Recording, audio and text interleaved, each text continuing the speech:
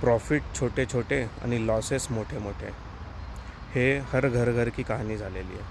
आपण प्रत्येकजण काय करतो, लॉसेसमध्ये पोझिशन खूप मोठे मोठे होल्ड करतो, खूप दिवस होल्ड करतो, पण जसं प्रॉफिट होतो इन्स्टंटली आपण बाहेर पडतो.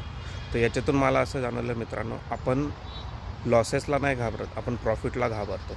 जसं थोडासा प्रॉफिट दिसला छोटा की लगेच कर बुक, प्रॉफिट दिसला छोटा की कर बुक, आणि जसा मोठा लॉस झाला की लगेच त्याला कॅरी करायचं, होप करायचं की आता वाढेल आता वाढेल. लॉसेसचे ट्रेड जे ते तुम्ही जास्त टाईम कॅरी करता, आणि जो प्रॉफिटचा ट्रेड आहे तो तुम्ही कमी टाईम कॅरी करता.